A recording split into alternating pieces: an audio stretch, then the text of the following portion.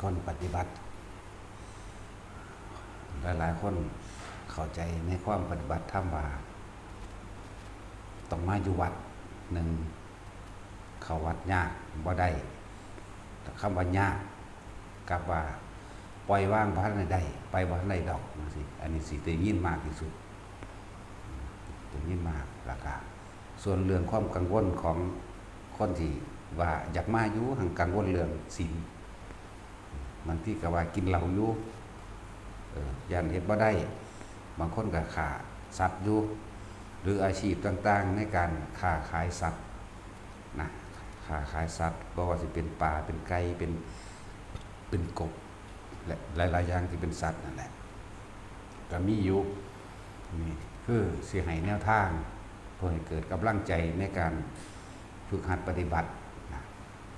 ให้กำลังใจให้ทางออกให้ความเห็นให้พวกเราไปคิดเอาเองบ่ต้องกังวลดอกเรื่องศีลเรื่องอาชีพบางอย่างนะถ้าเฮาเข้าใจคำว่าเวลาใดเมื่อไหร่ที่เฮาบ่คิดถึงเรื่องสิขายเป็ดขายไก่ขายเนื้อขายหมูขายงัวควายหรืออีหยังที่เกี่ยวกับสัตว์กังวลในการหาอยู่ให้กินปูปลามื้อนี้ขณะใดที่เราไม่คิดถึงความกังวลนั้นก็เกิดขึ้นบ่ได้ที่มันเกิดขึ้นได้เพราะว่าเฮาไปคิดถึงเฮาดึงมันเข้ามาเองคือเฮาไปดึงมันเข้ามาเองได้นี่ก็เลยเฮ็ดให้เกิดกังวลย่านบาปบ่มาละหังบาปครับเพราะมันสิวนคิดแต่สิหาแนวขายคิดแต่สิหากำไรคิดถึงแต่เฉพาะลูกค้าอันนั้นอันนี้ราคาเท่านั้นที่มันสิคิดจังซั่นแต่ว่าถ้าเฮารู้จักเข้าใจวิธีมันแล้วก็คือรู้จักว่า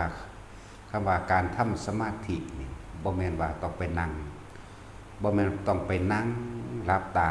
บ่ต้องว่าไปเดินจงกรมหลีกเลี่ยงออกจากผู้คนดอกถ้าเฮาเข้าใจวิธีการแล้ว ให้มาฝึกเอาคำว่าสมาธินี่แปลว่าจิตตั้งมั่นในความสงบอันเป็นอุเบกขาซึ่งอาศัยฐานแห่งการที่ตั้งแห่งจิตก็คือกายเฮาเองหมายถึงลมหายใจเขาออกมั่งหมายถึงจุดอุณาโลมนิ่มนวลกลางคิ้วกลางหน้าผากมั่งบางที่ก็ขึ้นเป็นนวลๆเนิบๆนาบๆบนหัวมั่งบางที่ก็คือมาระวังตำกลางอกมั่งที่นี่คำว่าสงบนี่คำว่าสมาธินี่คำว่าทำบุญนี่คำว่าภาวนานี่คำว่ากรรมฐานนี่ก็คือความรู้สึกที่แต่บ่ทันได้เป็นถ้าอุณาโลมบ่ทันได้เกิดบ่ทันรู้จักหรือว่าจับอาการปิติหรือความรู้สึกโตบ่ทันได้เป็นจังซี่ก็ให้อยู่กับลมหายใจก่อนฉะนั้นจึงบอกว่าให้แต่ละคนนั้นมาฝึกเอาถ้าเฮาฝึกเฮาเข้าใจวิธีการแนวทางมันแล้วคำว่าสงบคำว่าสมาธิคำว่ากรรมฐานคำว่าภาวนาคำว่าทำบุญอันเกิดจากการภาวนาอยู่ณสถานที่ใดก็ช่างความสงบสามารถเกิดขึ้นได้เบิดเพราะว่าเฮาบ่ไปคิดถึงเรื่องอื่นๆเฮาสิคิดถึงเฉพาะลมหายใจเฮาเองเฉพาะลมหายใจผู้ว่าท่านเป็นกับฝึกก่อนผู้เป็นแล้วเฮาสิคิดถึงหรือทำความรู้สึกโตอยู่ในระหว่างกลางหน้าผากนิ่มๆนุ่งๆเลยว่าทรงฌานเจริญฌานด้วยอานาปานสติเฮาเริ่มต้นด้วยลมหายใจแล้วเฮาก็จะมาจับจุดเอาในความรู้สึกตัวสงบท่ามกลางเสียงอึกระทึกคึกโครมสงบท่ามกลางความวุ่นวายของสิ่งแวดล้อมที่อยู่ในข้างเฮาสงบท่ามกลางแต่เฮาเฮ็ดไปแล้วสิฮู้จักเองดอกว่าเสียงตกจักอยู่นั่นมันอยู่เฉพาะมันเฮาบ่ดึงเข้ามาเฮาก็เลยอยู่ในเครื่องอยู่ของเฮาเองเรื่องแห่งใจก็ว่าอยู่ในความตั้งมั่นก็ว่าอยู่ในฐานที่ตั้งแห่งจิตก็ว่าจิตสงบตั้งมั่นดีแล้วก็ว่าหมายถึงความหมายเดียวกันคำว่าก็ว่านี่นะ สงบท่ามกลางเสียงอึกทึกคึกโครมเวลาเข้าไปตลาดคลองถมตลาดสดหรือตลาดยังก็แล้วแต่เถอะแต่เฮาหูจักวิธีการวิธีทำมันแล้วเป็นแล้วนั่นแหละคือทุกย่างก้าวทุกสถานที่ทุกอาชีพทุกการงานทุกการไปทุกการอยู่ล้วนแล้วแต่เป็นการปฏิบัติธรรมไปในโตทั้งเบิดล้วนแล้วแต่เป็นการทำกรรมฐานล้วนแล้วแต่เป็นการภาวนาล้วนแล้วแต่เป็นการทำสมาธิล้วนแล้วแต่เป็นการสร้างบุญให้ตนเองทางเบิดนี่บัดนี้เอามารวบให้เกิดความเข้าใจอีกอย่างหนึ่งก็ว่าทรงอารมณ์มันเป็นกุศลจงทำจิตให้เขารอบปลอดจากอกุศลทั้งปวงแล้วทำจิตให้ตั้งมันอยู่ในกายนี่ก็แม่นในวันนี้เอาสุภาษิตว่าสัพพปาปัสสะกนังกุศลสูปสัมปทาสัจจิตะปริโยทัปปนังเอตังพุทธานาสาสนังเฮาสิบ่ไปคิดถึงคำว่าอกุศลเดี๋ยวก็สร้างคนนั้นหักคนนี้คิดถึงเรื่องนั้นเรื่องนี้เดี๋ยวก็พอใจมั่งบ่พอใจมั่งนี่เรียกว่าอกุศลทั้งเบิดคำว่าพอใจกับพอใจโลกนั่นแหละบ่แม่นพอใจธรรมดอกจักก็ล่ะเรียกว่าอกุศลทีนี้เฮามาฝึกไปแล้วจักคำว่าสมาธิแปลว่าจิตตั้งมั่นตั้งตรงไหนแล้วตั้งตรงฐานที่ตั้งแห่งจิตอยู่ในกายอยู่ในเวทนาอยู่ในจิตเวทนากายเวทนาจิตนั่นแหละหูจักดีแล้ววันนี้ฝึกเป็นแล้วแม้นเซลสิมีอาชีพยังกระสร้างเวลาใดขณะใดครู่ใดที่เฮาบ่ไปคิดถึงคนนั้นคนนี้หรือแหล่งที่ไปเอาของมาขายไปรับกบบอกรับปลาบอกไปรับกุ้งรับหอยบอกรับไก่รับเป็ดรับเนื้อหมูเนื้อง้อเนื้อควายขาสัตว์ยังก็แล้วแต่เถอะเวลาใดที่เฮาบ่คิดถึงเวลานั้นก็เป็นบุญแล้วสงบปราศจากอกุศลเฮาบ่คิดแต่ว่าทั้งที่เฮาไปเข้าใจบ่นี่จิตเจตนามันเป็นตัวกรรมความคิดโดยเจตนาคิดโดยตั้งใจคิดแบบนั้นแบบนี้นั่นแหละที่นี่แต่เฮารู้จักวิธีมันแล้วจึงบอกว่าทุกคนมาฝึกเป็นเครื่องช่วยเหลือตัวเองแน่มาฝึกเป็นที่พึ่งของตนเองแน่อย่าอยู่ตะกับสิ่งอื่นหลายคำว่าอยู่หมายถึงคิดถึงแล้วมีอารมณ์พอใจมั่งบ่พอใจมั่งนั่นแหละคืออยู่กับความรู้สึกอันจิตมีที่ตั้งคือบุคคลที่เฮาคิดถึงอีนั่นอีนี่บักนั่นบักนี่ลูกหลานเล่นหล่อนยังก็แล้วแต่สัตว์เลี้ยงต่างๆสิมันสิซ้อซายไปทั้งพอใจแต่พอใจในเรื่องโลกก็มันก็เป็นพอใจในความโลภนั่นแหละเดี๋ยวก็ความโกรธก็เกิดขึ้นด้วยกันล่ะก็คือคิดไปคิดมากก็มีเรื่องบ่พอใจเกิดคิดบัดนี้เฮามาฝึกภาวนาอันนี้เป็นแล้วทรงฌานเป็นแล้วเจริญฌานเป็นแล้วเฮาเลยบ่ค่อยคิดแต่ว่าเฮามาฝึกตนเองเลยอยู่เฉพาะลมหายใจมันอยู่กับอุณาโลมมันอยู่กับความรู้สึกโตมันเจ้าสิมีอาชีพการงานใดก็ช่างเถอะบัดนั่นแหละอันนี้คือให้กำลังใจสำหรับคนที่ท้อแท้สำหรับคนที่ท้อสำหรับคนที่คิดยากเรื่องศีลคิดยากเรื่องปล่อยวางพันใดคิดยากเรื่องยากคือจักว่าคิดยากเรื่องยากโอ้ยยากไปบ่ได้ดอกแล้วสละเวลามาเบิ่งดีมันบ่พอมือดอกนะภาษาฝึกของสำนีหนึ่งเพื่อตัวเองนั่นแหละ ฝึกปล่อยวางสมั่งเลยคำว่าปล่อยวางก็คือเฮาบ่ไปคิดในความอยากใดอยากดีอยากมีอยากเป็นโดยอาศัยชีวิตผู้อื่นมาเป็นเครื่องบำรุงบำเรอเลี้ยงตัณหาอุปทานแห่งตนชีวิตผู้อื่นหมายถึงเฮาค้าขายเป็ดเฮาก็อาศัยเป็ดนั่นแหละเฮาก็อาศัยไก่นั่นแหละอาศัยปลาอาศัยปูอาศัยกุ้งอาศัยหอยอาศัยอันอื่นๆมาล่อเลี้ยงอารมณ์ตัวเองนั่นแหละจังบอกว่ากลืนกินอารมณ์กลืนกินจนชินแนบเนียนสนิทจนบ่ฮู้จักว่าสิหาทางออกทางใดถ้าเฮามาฝึกอันนี้แล้ววันนี้เฮาลองกลืนกินอารมณ์อันเป็นอุเบกขาลองเบิ่งดูอันเป็นความสงบเบิ่งดู แต่เฮาสิฮู้ว่าปฏิบัติธรรมบ่ได้แม่นของยากสำหรับผู้ปฏิบัติในหยาบๆก็มาเฮ็ดลงเบิ่งซะก่อนเมื่อหยาบหรือก้าวแรกบ่มีก้าวสองมันสิมันมาจากไสแต่เฮาคอยเฮ็ดไปของเฮาเองเรื่อยๆแล้วในหยาบมันก็ค่อยๆเคลื่อนขึ้นไปสู่คำว่าปานกลางจนถึงละเอียดคำว่าละเอียดสละตัวเองออกมาละเอียดสุดคือหมู่ภิกษุสงฆ์สามเณรนี่แหละสละออกมาบวชพวกเมซี่พวกเจตนาการรักษาศีล8ก็เอิ้นว่าละเอียดถึงขั้นนี้แล้วก็ว่างให้มันเป็นคือพยายามควบคุมเฉพาะตนคือเฮาสละอาชีพและการเงินการงานเฮาบ่อยากได้แล้วเหลือแต่ว่าการควบคุมความคิดเจ้าของเองเรื่องสติควบคุมมันสำหรับผู้ท่านได้เป็นหยาบๆก็มาคอยฝึกไปซะก่อนเอามือนึงนั่น24ชั่วโมงนั่นมันมีเวลาว่างปราศจากการคิดนึกถึงบุคคลสัตว์สิ่งของอันเป็นเครื่องอยู่อันเป็นเครื่องล่อเลี้ยงอารมณ์ความรู้สึกส่วนมากกับคนสิเอาความรู้สึกของแต่ของเองออกไปหาบุคคลสัตว์สิ่งของภายนอกบึ๊ดตลอด24ชั่วโมงเลยแม้กระทั่งหลับนี่ก็ฝันนั่นเองฝันไปนะเรื่องสั้น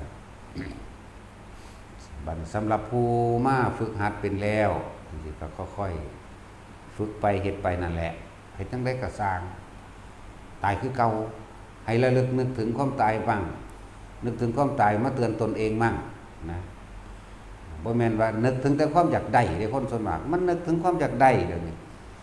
อยากได้จนลืมตายบ่จักว่าเมื่อใดสิตายบ่รู้บ่เคยนึกถึงเลยตายแล้วส่วนมากมันลงสู่อบายภูมิเด้นรกนี่ที่หนึ่งอยู่แล้วนรกนี่มากที่สุดเปรตแล้วก็เดรัจฉานนรกเปรตเดรัจฉานนี่มันตลกโกรธหลงเต็มอยู่ในหันนั่นแหละเต็มอยู่ในความอยากได้อยากดีอยากมีอยากเป็นนั่นแหละไอ้ที่ว่าสิสละออกสิว่าสินั่นขนาดมาทำบุญแล้วก็ยังมาขอมาเพิ่มมาเติมอีกทำด้วยความโลภเข้าใจเขาว่าทำบุญกับบ่ทันหูจักอีกมาทำทานแลกของมาทำบุญเพิ่มบาปลักษณะนี้ท่านนี้ยังเข้าไปกับขอนั่นขอนี่มันเลยเอ่นว่าท่านยังเปรตท่านยังผู้หิวกระหายท่านยังผู้ไม่มีวันอิ่มวันพอขอตะพื้ตะพื้ไปเขาบอกว่ามัตไซโอ้ไปทำบุญวัดนั่นวะเนี่ยมันแล้วคุณส่วนมากที่เขาเห็นท่านั้นท่านี้แล้วเรียบร้อยปุ๊บแล้วก็นั่งจับกลุ่มคุยกันเว้าพื้นกันเว้าพื้นผู้อื่นเว้าพื้นผู้นั้นเว้าพื้นผู้นี้นินทากันนั่นแหละนินทากันแล้วก็อวดอ้างลูกเจ้าของมั่งหลานเจ้าของมั่งพี่น้องเจ้าของมั่งอวดอ้างให้อวดอ้างหน้าอวดอ้างสวนยางสวนมันอวดอ้างใดนั่นใดนี้นี่อยู่เท่านั้นนั่นแล้วบัดเขานินทาเจ้าของแน่กันบ่ได้กล่าวถึงตนเองเด้เนาะบ่เคยคิดก่อนได้ยินแต่ฟังตัวหลวงพ่อเนี่ยเว้าอยู่เรื่อยนั่นน่ะคนไม่นินทาผู้อื่นไม่มีในโลกจะเข้าข้างเจ้าของหลายบุคคลไม่ถูกนินทาไม่มีในโลกนัตตินินทาอนันติโตเอาเข้าข้างของได้นั่นน่ะหลงขนาดแต่ว่าตัวเองบ่เคยนินทาผู้อื่นมันบ่คิดพอเนาะแต่นี้เขาต้องสุภาษิตใหม่คนไม่นินทาผู้อื่นไม่มีในโลกอย่าว่าตั้งแต่บุคคลไม่ถูกนินทาไม่มีในโลกหลายจะเข้าข้างว่าแต่ของดีหลายนี่แหละแต่ว่ามาวัดมาทางท่านนั่นท่านนี่คือไม่จังหันจังสิหรือใส่บาตรส่วนมากถ้าว่ามาวัดก็เป็นแบบนี้2 คน3 คนคุยกันอุ้มอิ่มไปล่ะไปถึงมองที่บ่มีภาวนาก็นำไปน้ำกันเลยเด้โวกเวกไปน้ำกันเนาะภิกษุสงฆ์ก็บ่ได้ฝึกหัดภาวนาบ่รู้จักอีหยังบ่จักระเบียบบ่จักวินัยบ่จังใดควรบ่นั่นน่ะแบ่งเป็นพรรคเป็นพวก2เรา3เราไปซั่นล่ะอยู่นี่บ่ได้มีเด้แวกขึ้นมาก็ไล่หนีโลดเด้บ่ได้สอนไปเด้ นั่นแล้วบ่ได้ให้มาเพิ่มเด้คืออยู่บ้านมันก็เต็มที่ของมันแล้วแหละ100%อยู่แล้วบัดนี้มาเพิ่มเอาอยู่วัดนี่หังหนักกว่าเก่าเด้200%ได้ว่าธรรมดาเด้มาเพิ่มเอาอยู่วัดเพิ่มหยังเพิ่มกิเลสเพิ่มตัณหาเพิ่มความอิจฉาริษยามันจะว่าล่ะนั่นแหละแต่ละคนแต่สิ่งทั้งหลายเราปัดตกไปอกุศลกรรมเก่าทั้งหลายที่พวกเฮาเฮ็ดมาแล้วถ้าพวกเฮาคิดถึงมันก็เหมือนกับว่าการทำในปัจจุบันนี่เด้ต้องคิดเบิ่งเด้อเคยผิดกันไป5 ปีมันคิดถึงได้โมโหขึ้นยามนั้นเด้เคยทะเลาะเบาะแว้งกันเคยเสียเปรียบเคยยังก็ว่าเถอะส่วนมากก็ว่าแต่เจ้าของเสียเปรียบว่าแต่ผู้อื่นเอาเปรียบเจ้าของนั่นแหละแต่ว่าบ่เคยว่าเจ้าของเอาเปรียบผู้อื่นเนาะเหมือนกันแหละบ่ได้คิดถึงได้ว่าเจ้าของเกิดมาเคยนินทาผู้อื่นเนาะบัดนี้ถ้าเว้าเรื่องเสียเปรียบตีหน้าเสาเราความเท็จบางทีนะมันจะเป็นสันนิลีเด้อนั่นแหละแต่ว่าเมื่อกรรมเก่าหรืออกุศลกรรมเก่าส่วนมากมันทั้งเบิดนี่แหละอกุศลกรรมเก่าทั้งนั้นแหละแต่เฮาบ่คิดถึงมันก็เหมือนกับว่าถูกลืมไปแล้วมันก็เหมือนกับว่ามันบ่มีเหมือนกับว่าเฮาบ่ได้เฮ็ดมานั่นแหละจึงบอกว่ามาสร้างความคิดใหม่ซะมาเริ่มต้นใหม่เริ่มต้นด้วยการคิดถึงสิ่งที่มันเป็นกุศลในปัจจุบันคือการมาฝึกหัดมาภาวนามาปฏิบัติธรรมนี่ปฏิบัติธรรมคนส่วนมากเข้าใจเป็นรูปแบบต้องใส่ชุดขาวต้องถือศีลต้องเดินจงกรมต้องภาวนาต้องเป็นเวลาต้องนั้นตรงนี้มันยังไกลอยู่ปฏิบัติเพื่อที่จะดูจิตใจตัวเองตามความจริงว่าพวกเขามีการใส่ชีวิตแบบลุ่มหลงใส่ชีวิตแบบมีสติอยู่ใส่ชีวิตหรือคิดพูดทำตามความเป็นจริงหรือไม่ถ้าบ่มาฟังบ่รู้เรื่องเด้แนวมันเพิ่นสิเปรียบเทียบแยกๆให้ฟังเรื่องว่าปฏิบัติธรรมคือความจริงของทุกชีวิตธรรมคือความจริงของชีวิตเจ้าของเองความจริงที่คิดความจริงที่พูดความจริงที่ทำความจริงที่ว่าพูดอย่างนี้คิดอย่างนี้ทำอย่างนี้เป็นอกุศลน้อมจิตเข้าไปสู่นรกเปรตเดรัจฉานความจริงที่ทำบุญหรือเป็นกุศลการรักษาศีลให้ทานสวดมนต์ภาวนาน้อมจิตไปสู่เป็นกุศลไปสุคติมีสวรรค์และมนุษย์เป็นต้นตลอดจนถึงที่สุดคือพระนิพพานถ้าเฮาบ่มาปฏิวัติใจเจ้าของเองคัดใจขืนใจตัวเองเฮาสิบ่รู้เลยคำว่าปฏิบัติธรรมคือหยังคำว่ากรรมจังซี่ก็บ่รู้คิดแต่ว่าผู้อื่นดลบันดาลเด้โอ้ยจักเวรกรรมหยังของกูดอกนี่บ่เคยคิดได้ว่ากรรมคือการกระทำให้ตนเองคิดแต่ว่าผู้อื่นเฮ็ดให้คิดแต่ว่าผู้นั้นเฮ็ดจังซั่นจังซี่บ่หาตั้งแต่เว้าเรื่องอันเทวดาอินพรหมมาดลบันดาลเวลาอกหักผิดหวังมาเป็นน้ำอีนั่นแหละเป็นน้ำบักนั่นแหละเด้อเด้นั่นแหละมันสิโยนความผิดออกนอกปึ๊ดแล้วบ่ได้รู้ความจริงของตนนี่แหละคำว่าธรรมคือความจริงตัวเองใส่ชีวิตอยู่นี่ใส่แบบหลงหรือใส่แบบถูกต้องใส่แบบมิจฉาทิฏฐิหรือใส่แบบสัมมาทิฏฐิเนี่ยคนฟังธรรมจังสิเข้าใจได้ดอกอันนี้คำว่าใส่ชีวิตแบบสัมมาทิฏฐิเป็นแบบใดนั่นแหละใส่แบบอกุศลกับใส่แบบกุศลเนาะเนี่ยเว้าเบิดถูกศัพท์ใช้ชีวิตโดยเบียดเบียนทำร้ายให้ผู้ใดผู้หนึ่งเสียชีวิตและทรัพย์สินตลอดทั้งคนและสัตว์เพื่อที่จะนำมาเลี้ยงหล่อเลี้ยงตัณหาและอุปทานของตนหล่อเลี้ยงอารมณ์ของตนเพื่อให้ตนได้ยิ่งใหญ่มียศถามีบรรดาศักดิ์มีความร่ำความรวยข่มเหงผู้อื่นได้ใส่แบบนี้เรียกว่าใส่แบบมิจฉาใส่แบบสัมมากับอย่างหนึ่งไม่เป็นไปเพื่อทำให้ผู้ใดผู้หนึ่งเสียชีวิตและทรัพย์สินไม่เป็นไปเพื่อทำให้ผู้อื่นเดือดร้อนนี่ใส่แบบสัมมาหรือใส่แบบกุศลใช้ชีวิตแบบกุศลโดยการคิดการพูดและการทำ ถ้าว่าเอาแต่พื้นฐานบ่รู้เรื่องหยังดอกจะเพิ่งเว้าหลายอันเรื่องนั้นนั่นเป็นธรรมดาแล้วก็ต้องอธิบายให้ฟังเริ่มจากพื้นฐานหรือขั้นต่ำจังเป็นขั้นกลางจังเป็นขั้นละเอียดได้ไปตามระดับจิตภูมิธรรมของไผของมันถ้าเฮาเลยภูมินั้นมาแล้วโสตายใส่กับภายในพาดแล้วก็จังฟังอีกแบบนึงเอาแต่ส่วนมากมันอยู่ใต้ดินนะเนาะมากเสียกว่านี่ใต้ดินนั่นแหละหลายกว่าดุจดังว่าดินในพระพุทธเจ้าเพิ่นเอาเล็บมือนิ้วก้อยนั่นเด้ตักดินขึ้นมาน้อยๆเพิ่นว่าอานนท์ระหว่างเม็ดดินในปลายนี้แห่งอรหัตถาคตกับดินบนโลกนี่อะไรมากกว่ากันเพิ่นก็ว่าเม็ดดินที่ปลายก้อยตัวมันหน่อยๆโลกตัวมันหลายกว่านั่นแหละเพิ่นว่าสัตว์ทั้งหลายหมายถึงทั้งคนทั้งสัตว์เดรัจฉานนั่นแหละที่คำว่าสัตว์ทั้งหลาย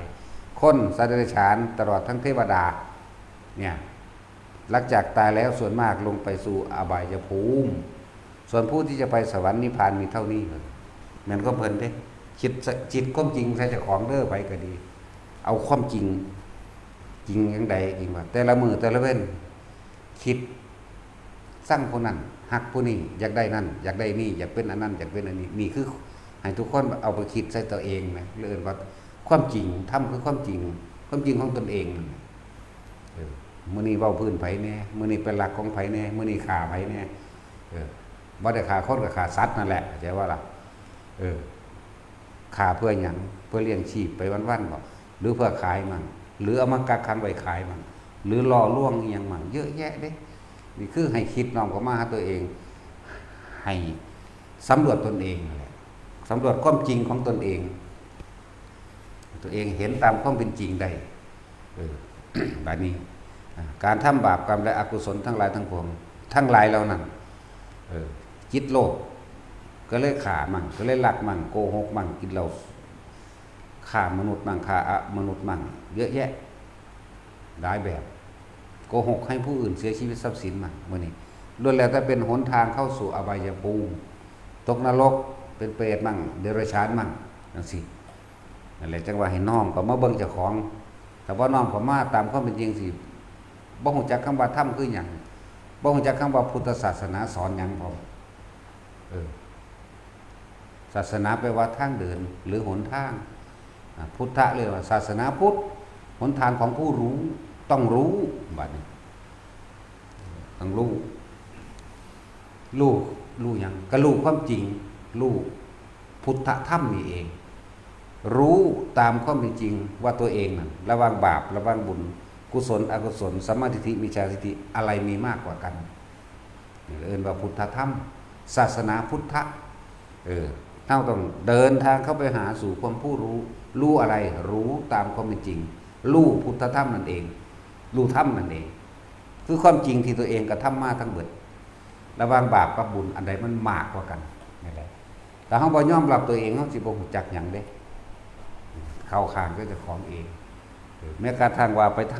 ไปทำบุญให้ทานนั่นนี่ก็ยังบ่ทันได้รู้ได้ว่าเจ้าของสละความเห็นแก่ตัวจริงหรือไม่หรือขอมากกว่าเก่านะเงิน100นึงอยากได้10ล้าน100ล้านพันล้านขอถูกลอตเตอรี่คือแจ็คพอตมั่งขอร่ำขอรวย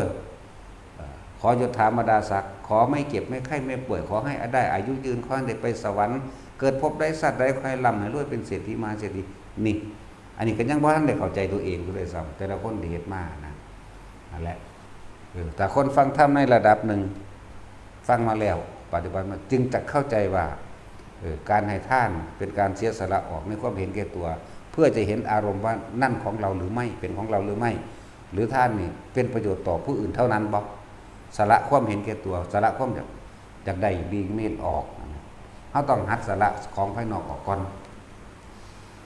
อาหารยารักษาโรคเครื่องนึ่งห่มตลอดทั้งที่อยู่อาศัย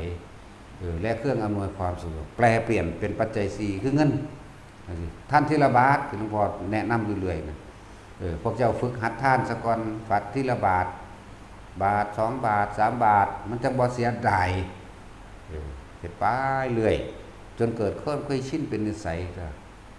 ชินไปมันก็บ่ขอมันก็บ่แลมันก็เริ่มเห็นว่าทำทานเพิ่มทุกข์กับทำทานเพื่อปลดทุกข์นี่มันคนละแบบกันทำทานเพิ่มทุกข์ก็คือทานแล้วขอนั่นขอนี่อยากได้นั่นอยากได้นี่อยากเป็นนั่นอยากเป็นนี่สารพัดทำทานปลดทุกข์หรือปล่อยทุกข์นั่นสิคือการไม่ขอนั่นเองเฮ็ดแล้วไปเลยบอกให้ท่านหน่อยๆสักก้อนอย่าเพิ่งเฮ็ดหลาย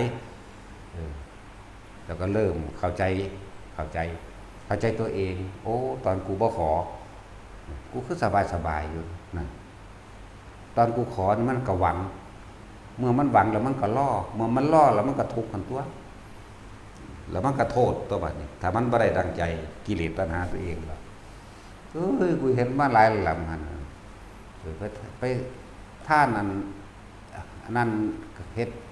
กฐินน้ำเขาป่าป้าน้ำเขาอันนั้นน้ำเขามาไปมาเบิดสมองแหละบ่เห็นวางสิได้หยังดอกไปเด้แต่ว่าเคยคิดถึงตัวจริงของเจ้าของมันเวลาเอาถวายผ่าป้าถวายผ่าไตถวายอันใดหนึ่งถวายเงิน1,000 2,000หรือเป็นหมื่นสาธุเกิดพบใดสัตว์ใดผู้ขายจะถูกจะยากเด้อผู้ขาอายุยืนเด้อคนเจ็บจะได้ความไข่จะมีขอให้พ้นทุกคนยากขอให้ตึกรางวัลแจ็คพอต80 ล้าน90 ล้านเด้อนี่เลยบ่ได้หยังมันเลยเป็นทำทานเพิ่มทุกข์จักบ่ล่ะทำทานเพิ่มทุกข์ทำบุญเพิ่มบาปหนึ่งว่าไปทำบุญแต่ว่าขอเรารอดกระวนกระวายอยู่ก็เพิ่มบาปแปลว่าหยังเร่าร้อนกระวนกระวายรอและหวังนี่บาปแปลว่าจังซี่บุญสงบเย็นปราศจากความคิดนึกในความอยากได้อยากดีอยากมีอยากเป็นหยังกูบ่เอาแล้วนี่คือคนปฏิบัติธรรมในระดับหนึ่งจึงจะเข้าใจได้แต่ว่าปฏิบัติแต่ว่าฟังว่าเข้าใจเขาต้องว่าพื้นฐานเพราะว่าคนขาดพื้นฐานเกิดมากับพ่อแม่พาเฮ็ดโลดเกิดมาเขาก็ไปเห็นวัดที่บ่พาสอนกรรมฐานปานใดเป็นส่วนมากวัดมีอยู่ 40,000 วัดนี่ที่สอนกรรมฐานกี่วัดกันพอ10อยู่บ่แม่นบ่ล่ะแล้วก็ภิกษุมี 280,000 องค์นี่สิแสดงธรรมกรรมฐานอริยสัจ4ปฏิจจสมุปบาทสติปัฏฐาน4โพธิปัจจยธรรมสิมีกี่วัดเดิมสิมีกี่องค์พร้อมและเฮาก็เลยเกิดมาชินกับสิ่งที่เคยเฮ็ดมาไปให้เพิ่นผูกแขนให้แหน่จังอยู่ดีมีแห้งให้เพิ่นเป่าหัวให้เด้อจังบ่เจ็บบ่ไข้บ่ป่วยอายุยืนนี่มันไปจังซี่นะส่วนมากมีของดีบ่อาจารย์จังสิของดีแปลว่าหยังในความหมายเขาของป้องกันปืน1ป้องกันตีบ่เข้าฟันบ่เข้าปืนฟันแทงนั่นนี่ป้องกันอุบัติเหตุโดยเอาวัตถุอันนั้นแหละมาป้องกันตัวเองบ่ล่ะหาผู้อื่นมาป้องกันเจ้าของแปลงสั่นเด้มีแนวขายของดีบ่ว่าเด้หมายถึงนั่งกวักมั่งนั่งกวักบ่ยังบ่บักขาดโลกสารอาหารนะกุมารทองบ่จังซั่นแล้วคือบักไข่หรือกุมารทองหยังเป็นสินะอันนั้นบ่สิเรียกศัพท์เรียงน้ำแดงอ่ะนะแต่ว่าแมงยังแบบจังซี่แล้วนั่นแหละแนวขายของดีเขาว่านี่แหละเพราะว่าถูกปลูกฝังหรือว่าสิ่งแวดล้อมทั้งหลายเจอแต่แนวจังซี่หลายๆเลยบ่อาจสามารถเข้าถึงพุทธธรรมได้เลยบ่ฮู้จักว่าศาสนาพุทธสอนหยังสิไปทางใดก็ไปขอพรจากพระพุทธรูปมั่งขอจากพระพุทธคตมั่งขอพระสงฆ์นั่นแหละขอจากพระสงฆ์มั่งเพราะนั้นน่ะผูกแขนให้แน่เป่าหัวให้แน่มีของดีบ่อันไปซ้ำตื้มซ้ำเด้นั่นบาดพวกกันมันขายของไสยศาสตร์จังซั่นอยู่แล้วเป็นเดรัจฉานวิชาอยู่แล้วเอานี่เบี้ยแก้เอานี่อันนี้เด้อมาหาละรวยไม่เมตตามหานิยมเด้อทองวางสั่นทั้ง4เด้ออธิษฐานว่าขอไปตะพึตะพื้อเรื่องบ่ได้ความจริงใดๆเลยนั่นแล้ว 40,000 วัดนี่สิสอนจักวัดกรรมฐานพอ100 วัดด้วยกับ 40,000 เห็นบ่ล่ะบ่น่าถึงเด้บ่ถึงดอกนี่บอกให้ทุกคนเลือกเฟ้นเอาแน่เลือกสรรหาเอาแน่ ฟังหรืออะไรมีหมู่พวกแนะนำเอาตัววัดนั่นอาจารย์นั่นเพิ่นสอนแบบนั้นแบบนั้นแบบนั้นแนะนำกันไปว่าล่ะอย่าไปตะทั้งผิดหลายไปอาบน้ำมนต์จังซี่มันจะอาบแล้วเป็นหยังถ้ามันอาบน้ำแล้วมันบริสุทธิ์ได้มันร่ำมันรวยป่ามันนึงรวยตัวปลามันก็ขึ้นสวรรค์เบิดตัวปลาเป็นของอยู่ในน้ำอยู่แล้วพวกอาบน้ำมนต์ก็ดีน้ำก็เอามาจากไสก็ตักเอามาจากในสระในหนองในดินนั่นว่าสัตว์ทั้งท่านละถ้าว่าอาบน้ำมนต์มันเฮ็ดให้ร่ำให้รวยเฮ็ดให้บ่เก็บบ่ปวดบ่ป่วยเฮ็ดให้หายได้โอ้ยปลาก็บ่ตายล่ะ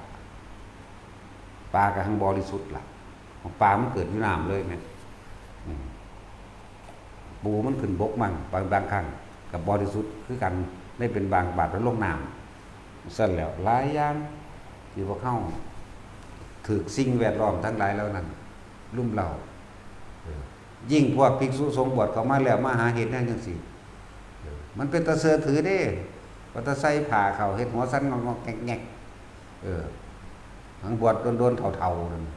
ทำทาเขี้ยวหมากเป่าพวงๆเพียงๆโอ้ยทั้งคักตัวตะคนนั่นมันบ่เป็นความจริงเลยเอารุ่นนี้รุ่นพันล้านรุ่นเหนือดวงเอารุ่นนี้ไปเอารุ่นนั้นไปเท่าไร900เท่าไรเท่านั้นบาทเท่านี้บาทก็ว่าไปพวกนั้นก็มีความหวังเอาตะกับอันแนวจังสันเลยว่าเข้าถึงพุทธธรรมเลยไม่ได้รู้ความจริงของชีวิตตนเองว่าจะทำให้ตัวเองพ้นทุกข์ได้อย่างไรนั่นบ่ล่ะมีแต่เพิ่มทุกข์บ่พ้นทุกข์จังหวัดว่าเลือกเอาแน่ยังก็ดีแต่ว่าเป็นทุกข์เป็นไพ่บ่เคยฟังธรรมบ่เคยสังสมพูนไปหาสะเดาะเคราะห์บางหม่องกับภิกษุสงฆ์ผู้บวชเขามาเด้ไปสะเดาะเคราะห์ให้เขาไปเบิ่งเลิกงานดูดวงเลิกงามยามดีสะเดาะเคราะห์เสียเคราะห์นั่นนี่ว่าไปนี่บ่แม่นศาสนาพุทธสอนเด้คนมันเขามาหากินในพุทธศาสนาซื่อๆเด้นั่นแหละบ่แม่นถ้าหาเลิกงามยามดีให้คนแต่งงานกันก็เป็นอาบัติหอสังฆาทิเศษดุนนี่พากันเห็นอย่างพาบ่รู้เขาบ่ได้ศึกษาคือว่านั่นแหละเฮ็ดให้เจ้าของรวยเฮ็ดให้เจ้าของมีชื่อเสียงเฮ็ดให้เจ้าของเด่นดังพวกบอกหวยจังซี่เด้ซั่นจิตมันเป็นแบบใดคือบอกไปจังซั่นอยากเด่นอยากดังหวังลาภสักการะหวังคนมาเคารพศรัทธานี่โอ้ยมันผิดเบิดนั่นแหละเป็นปาจิตตีแปลว่ายังอกุศลให้เกิดในจิตทำให้จิตมันเศร้าหมองแต่ว่าบ่รู้ตัวเองว่าเศร้าหมองมันก็โกหกชัดๆมันสิไปใส่สันมันว่าสันขี้ตัวเด้นั่นน่ะมันบอกว่าได้ถือทุกครั้งไปเด้มันฟุกถ้าบาดมันถือโอ้ยมันสมมุติว่าคนมา20-30คนบอกไปเรื่อยๆหางเทื่อไปถือก็มีทั้งที่บอกบ่ถูกแต่ว่าพวกเป็นบ้านั่นไปแปลเอามันถูกก็มีเด้แล้วว่าเพิ่นดีนั่นแหละบ่มีในพุทธศาสนาสอนแนวนั้นเด้อบ่มีผู้รู้เพิ่นบ่เว้าได้แนวจังซั่นมันเพิ่นมีญาณตาทิพย์หูทิพย์รู้อนาคตรู้อดีตเพิ่นบ่เว้าได้แล้วบ่เว้าผู้บ่รู้เด้เพิ่นเว้าเพราะมันบ่รู้ว่ามันผิดมันบ่รู้ว่ามันกำลังทำลายตนเองสะเดาะเคราะห์บ่ผูกแขนบ่ซักไล่ซักหวานลงหน้าท้องลงนั่นลงนี่ผิดปึ๊ดอย่างว่ามีแต่เป็นเครื่องหลอกลวงให้พวกเฮาหลงทางไปเบิดเด้อพากันพิจารณาให้ดีหลักคำสอนพระพุทธเจ้าหลักใหญ่คืออีหยังตนแรกเป็นที่พึ่งของตนบ่แม่นบ่สิ่งทั้งหลายทั้งปวงหรือเหตุทั้งหลายที่ปวงของเฮาว่าสุขเฮาบ่ว่าทุกข์นี่ย่อมเกิดจากเหตุก็คือความคิดของเฮาเองเป็นต้นเหตุนี่ต่างหากเหตุคือตัวเฮาเองคิดเด้เหตุตุปัจจโยทั้งนั้นเด้ทุกสิ่งอย่างขึ้นจากเหตุปัจจัยคือการกระทำตามเหตุคือการคิดก่อนเหตุตุปัจจโยอารัมมณปัจจโยคนเฮาเฮ็ดไปตามอารมณ์ของเจ้าของได้อารัมมณปัจจโยนั่นอธิปฏิปัตตโยเป็นใหญ่เอาอารมณ์เป็นใหญ่เพราะเฮาบ่รู้ธรรมอนันตรปัจจโยมากมายมหาศาลในอารมณ์ตามนับบ่ได้อารมณ์เขารู้สึก อนันตรปัจจโยนมากมายมหาศาลนั่นแหละบ่ได้เข้าใจเด้อว่าสิ่งทั้งหลายทั้งปวงเกิดจากเหตุเหตุภาเวปภาวะเยเนี่ยทุกสิ่งทุกอย่างเกิดจากเหตุคือการคิดของเฮาเองนั่นแหละเหตุธรรมานี่บ่รู้จักธรรมก็แปลว่าสิ่งทั้งหลายทั้งปวง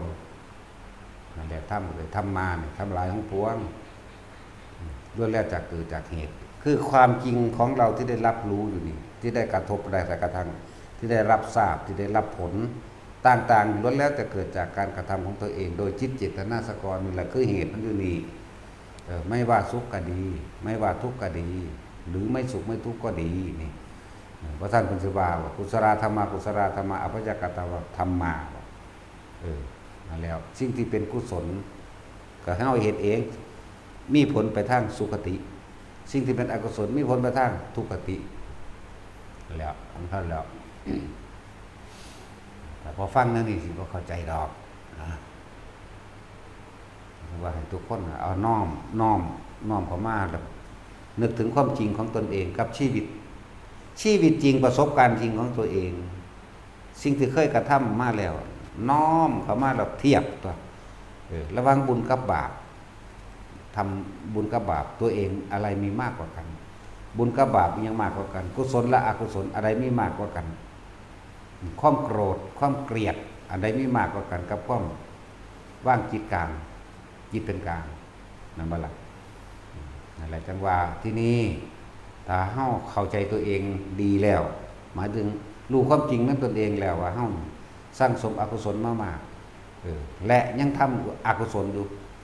คือบางอาชีพบางอย่างค้าปลาขายปลาค้าเนื้อค้าอย่างต่างๆที่ผ่านมาแล้วเลยให้แนวทางให้ขอคิดแต่ละคนว่าคิดถึงความตายนี่เด้อสักวันหนึ่งเฮาต้องตายและความตายนี่บ่มีภัยซอยภัยใดนะเจ้าจะรวยเพียงใดก็ช่างเจ้าก็ตายเจ้าจะจนเพียงใดเจ้าก็ตายเหตุทั้งใดก็ต้องตายตายแล้วว่าได้สิ้นสุดแค่ร่างกายตายเลยจิตนี่บ่ตายสิ่งที่ตัวเองกระทำเอาไว้นั่นแหละมันสิเป็นไปตามความเคยชินที่ตัวเองคิดพูดและทำคนหนึ่งว่าจิตสุดท้ายก่อนจะตายเฮาเคยชินกับเรื่องใดมันก็สิไปกับเรื่องนั้นเคยกระทำเรื่องใดคิดถนัดคิดถึงเรื่องใดก็เกิดอารมณ์ความรู้สึกกับแบบใดตัวนั่นแหละมันสิเป็นตัวตัดสินตัวเองนั่นแหละเหตุก็คือตัวเองนั่นแหละเป็นผู้กระทำเองคิดขึ้นมาเองเกิดอารมณ์เองพูดเองทำเองเกิดความเคยชินคนชินเฮ็ดจังไดกูสิมีเงินโอ้ยมันคือรวยแม่มึงแท้มึงเฮ็ดหยังเนาะสิสูญให้เขาเด้แต่ว่าสมมติว่าไปในตอนนั้นป่วยอยู่ในคิดไปเรื่องนั้นเรื่องนี้หรือว่าป่วยก็สร้างขับรถไปอยู่นี่คิดไปตั้งแต่อิจฉาริษยาเขามันคือรวยแท้มึงเฮ็ดแมงได้ขายยาบ้าบ่มึงขายนั่นขายนี่เพราะลักมาปล้นมาบ่ขี่รถส้มกันตุ้มตายซ้ำไปนรกเลยเด้น่ะร่างกายนี่เขาก็เผาทิ้งเปลี่ยนรูปร่างใหม่ลงไปสู่มหาเวทีนรกจะคิดได้ว่ามันที่สุดแต่ว่าสิ่งที่บ่เห็นก็เลยบ่เชื่อผู้เชื่อก็เฮ็ดเอาผู้บ่เชื่อก็แล้วแต่ในเมื่อบอกมันสอนมันบ่ได้มันบ่สอนตัวเองเฮาเป็นเพียงบอกทางแต่ว่ามันบ่สอนตัวมันเองให้นรกสอนมันเองเดี๋ยวว่าล่ะนรกสิสอนมันเองเปรตสิสอนมันเองเดรัจฉานสิสอนมันเองเวลามันไปเป็นมันจื้อได้ก็แล้วกันน่ะตกนรกมันจื้อได้ก็แล้วกันเป็นจังสิจื้อบ่ได้เป็นจังสิจำบ่ได้สิ่งตัวเองเคยกระทำจนชินทำบ่อยทำมากก็เกิดความเคยชินชินในอกุศลชินในบาปชินในมิจฉาแต่ว่าบ่ฮู้ว่ามิจฉาลักษณะนั้นพวกเฮาทำบุญมันชินในสัมมาเห็นบ่ล่ะชินในกุศลชินในบุญมันก็ไปทั้งบุญป่วยอยู่นี่หรือบ่ป่วยก็สร้างมื้อนี้สิไปถวายทานมื้อหันมื้อนี้ก็ได้รถชนกันตุ้งตายซ้ำไปสวรรค์อยากบ่ล่ะจังซั่นแหละสุว่าป่วยบัดนี้ป่วยก็ป่วยป่วยลูก ลูกเต่าเล้าล้านหุ่มคำแอลเบิร์ตตั้งคูนเอาคนรวยแล้วคนเอาคนรวยคิดคิดไปเรื่องจิตการนั่นให้ผู้นั่นเด้อนี่ผู้นี้เด้อคิดไปเดี๋ยวเขาเดียวโอ้กูฮ้อนโอ้กูหนาวมึงมาเบิ่งกูทำแม่บีบขากูแน่บีบแข้งกูแน่คิดไปคิดถึงห่วงเงินห่วงทองห่วงนั่นห่วงนี่ห่วงสมบัติอย่างต่างๆนานาคตินิมิตคติแปลว่าทางไปนิมิตคือสถานที่ที่ไปที่เห็นนั่นเองสิ่งที่เห็นนั่นแหละเกิดเป็นกลุ่มกลมควันไฟก็มีเกิดเป็นก้อนไฟไรก็มากก็มีเกิดเป็นค้นไรขาเจ้าของก็มีพอดีเว้อขึ้นใจขาดตายเป็นนรกนั่นแหละเป็นทั้งสั้นคิดถึงบาดสิตายเนี่ยไผก็ดีใส่ชีวิตแบบปานกลางต้องเบิ้งแต่สุดท้ายแล้วทุกคนต้องตายจังว่าเอาสิ่งเหล่านี้มาเตือนตัวเองปู่ย่าตายายเข้าไปใส่ลองเทียบมาเลยตัวโอ้กูก็ตายแล้วย่ากูก็ตายแล้วตากะขาดย่ายตายผู้นั้นตายผู้นี้ตายเศรษฐีรวยมากมายแต่ละอันเขาก็คือตายเนาะนั่นแล้วก็ลองเอามาเทียบเบิ่งว่าสุดท้ายกูก็ต้องตายอยู่หน้าเนี่ยก็เริ่มลดย่อนพ้นความคิดต่างๆในความอยากลำอยากรวยอยากได้อยากดีไหลลงมาเบิ่งกันเป็นธรรมดาอาชีพมันก็เป็นเครื่องเลี้ยงชีพบ่แม่นว่าบ่ให้เฮ็ดเวียกก็ให้เฮ็ดเหมือนกันนั่นแหละให้เฮ็ดเหมือนเดิมแต่ว่าลดลงมาลองเบิ่งแล้วก็เทียบเบิ่งในฐานะตอนนี้กูก็พออยู่พอกินเว้ยกูอาจจะเลิกตรงนั้นเลิกตรงนี้ออกอาชีพที่มันเป็นมิจฉาวานิชต่างๆน่ะเครื่องขวางอาชีพที่ขวางทางแห่งมรรคผลนิพพานขวางทางสวรรค์นิพพานนั่นสิก็คอยลดลงมาในตัวเองพ่อเราเว้ยเคยเอาหมูมาขาเคยเอาไก่เคยเอาอะไรลดลงมาขายของช่ำดีกว่าเว้ยเคยขายเหล้าขายยาเคยขายอาวุธที่บ่แม่นแต่ว่าอาวุธสงครามเป็นปืนเนี่ยอาวุธที่ดักสัตว์เครื่องดักสัตว์เครื่องจับสัตว์ค่อยลดหย่อนลงมานะนั่นแหละแต่ว่าก็ต้องฟังธรรมนั่นแหละต้องฟังที่อธิบายอยู่เดียวนี้มันจึงจะเข้าใจที่นี่ถ้ามันเข้าใจดีแล้วก็เริ่มฝึกหัดภาวนาเนี่ยด้วยเริ่มมาฝึกหัดภาวนาจึงให้กำลังใจให้แนวทางให้ความเห็นแต่ละคนกรรมอันเก่าอกุศลแม้นจะมากเพียงใดก็ช่างเถอะปล่อยไปเพียงแต่เราไม่คิดถึงมันในขณะนั้นจิตใจของเราก็ไม่กังวลไม่เร่าร้อนเราหันกลับมาสร้างตัวเองไหมหันกลับมาคิดไหมหันกลับมาเริ่มต้นไหมด้วยอานาปานสติเป็นผู้นึกถึงลมหายใจเข้าออกมั่งเฮ็ดไปเรื่อยๆก็เกิดก็เข้าใจเองหรอกว่าการทรงฌานเจริญฌานโดยลมหายใจนี่แบบใดแล้วก็เฮาสิเริ่มมาอยู่กับตนเองได้เรียกว่าวิหารธรรมวิหารแปลว่าที่อยู่ธรรมแปลว่าความจริงที่อยู่ของความรู้สึกเรือนว่าเรือนพักกายก็ว่าเรือนกายก็ว่าเรือนใจก็ว่าเรือนแห่งความรู้สึกก็ว่าคืออยู่ในความรู้สึกในตนเองนั่นแหละการปฏิบัติธรรมบัดนี้ถ้ามาฝึกเป็นแล้วเจ้าสิขายของยังอยู่กับสางเจ้าก็อยู่ในวิหารธรรมแห่งตนอยู่ในความรู้สึกในกายแห่งตนฟังดีๆครับว่าความรู้สึกเกลียดคนนั้นรู้สึกรักคนนั้นเป็นห่วงคนนี้นี่คือความรู้สึกที่เฮาไปคิดถึงบุคคลสัตว์สิ่งของต่อมาเฮาฟังธรรมเฮาเข้าใจดีเฮาเข้าใจวิธีมันแล้วทีนี้มาทำกับความรู้สึกตัวเองเมื่อเฮามีลมหายใจเมื่อเฮาฝึกหัดไปแล้วเลื่อนว่าคิดถึงความรู้สึกตนเองเลื่อนว่าเวทนาในเวทนาหรือวางจิตเป็นกลางก็เลยเอาตัวนี้เอาอุณาโลมหรือเอาความรู้สึกด้วยตนเองนี่แหละมาเป็นวิหารธรรมแห่งตนเป็นความจริงเป็นเลื่อนแห่งใจของตัวของเองเป็นอุเบกขาถ้ายังรักและเกลียดแสดงว่าบ่อุเบกขายังคิดถึงบุคคลสัตว์สิ่งของอันอื่นนอกจากตนทั้งบัดถ้าคิดถึงตนคือลมหายใจเนี่ยมันก็อยู่ในตัวเองได้บัดนี้ความคิดเท่าถูกตัดสั่นตัดร่อนออกเลยตัดร่อนออกจากบุคคลนั้นสัตว์นั้นสิ่งของนั้นตัดร่อนออกจากความโลภตัดร่อนความโกรธตัดร่อนออกจากความหลงคอยตัดคือไม่นำเข้ามาคิดถ้ายังคิดอยู่ไม่ใช่ตัดไม่ใช่ปล่อยไม่ใช่วางเรียกว่า ฝึกไปเรื่อยบัดนี้บาปหรืออกุศลที่เฮาเคยเฮ็ดไว้มันสิบ่เพิ่มพูนมันสิอยู่เฉพาะของมันสิเต็มอยู่จังซั่นบัดนี้เฮาเริ่มมาทำบุญกุศลหรือสัมมาทิฏฐินี่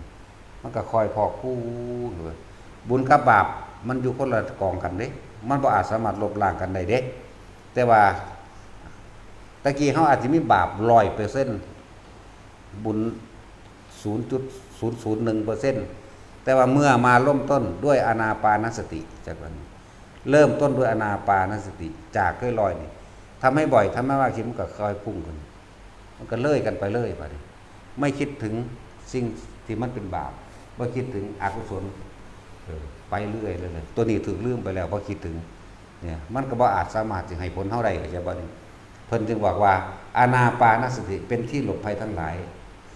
อันแม้กระทั่งอกุศลกรรมเก่ามารทั้งหลายเทวดาอินพรหม